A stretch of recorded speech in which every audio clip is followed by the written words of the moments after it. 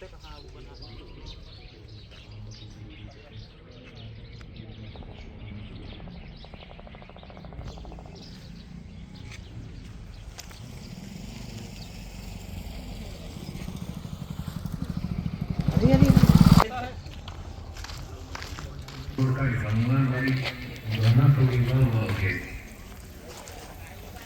आदोड़दारी हमारे अंदर दलालत बड़ी पड़ी है। तो राजा ने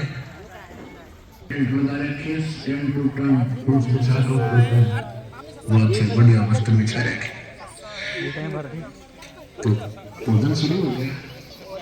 अब उसमें क्या था कि वहां जाकर के एक प्रार्थना करते थे कि इतने मित्रों का भोजन तैयार हो, काम में हमारा उतना तैयार हो गया और उनसे भी सवाल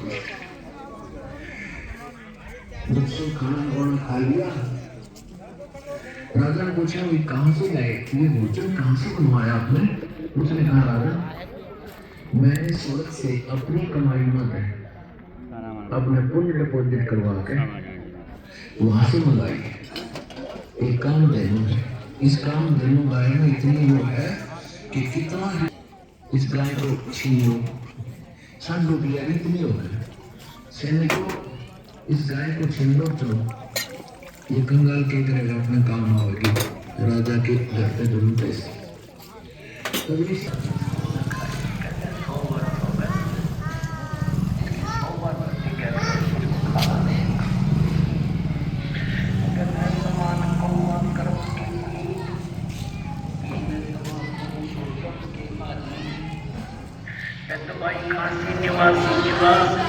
कहता हूँ तो ही मोही मूल मंत्र परमात्मा ना होई।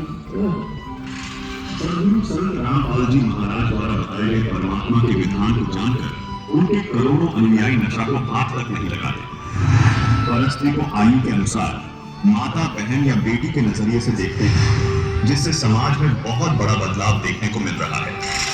वहीं परमेश्वर के अगले विधान के अनुसार जीव हत्या करना, मांस खाना महाबंधन माना जाता है और ऐसा करने वाला व्यक्ति गंभीर दंड का भागी बनता है।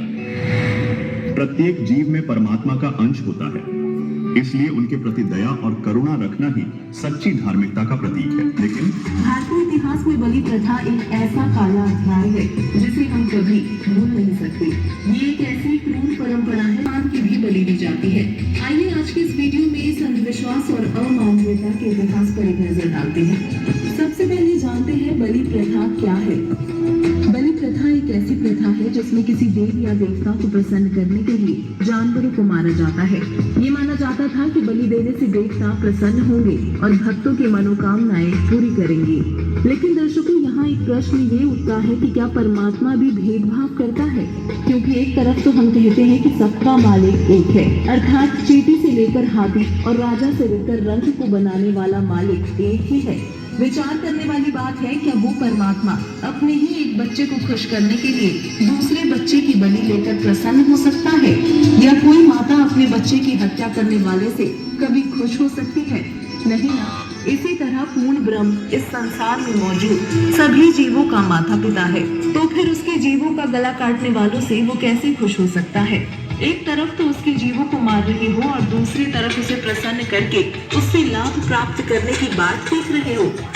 जैसे एक समय एक व्यक्ति की दोस्ती एक पुलिस थानेदार से हो गई। उस व्यक्ति ने अपने दोस्त थानेदार से कहा कि मेरा पड़ोसी मुझे बहुत परेशान करता है। थानेदार ने कहा कि मार लट, मैं आप निपट लूंगा। थानेदार दोस्त की आज्ञा का पालन करके उस व्यक्ति ने अपने पड़ोसी को लठ मारा। सिर में चोट लगने के कारण उस पड़ोसी की वहीं मृत्यु हो गई। उसी क्षेत्र का अधिकारी होने के कारण वो थाना प्रभारी अपने दोस्त को पकड़ कर लाया, कैद में डाल दिया तथा उस व्यक्ति को मृत्यु दंड मिला। उसका दोस्त थानेदार कुछ मदद नहीं कर सका, क्योंकि राजा का संविधान है कि यदि कोई किसी की हत्या करेगा तो उसे मृत्यु दंड प्राप्त होगा। उस नादान व्यक्ति ने अपने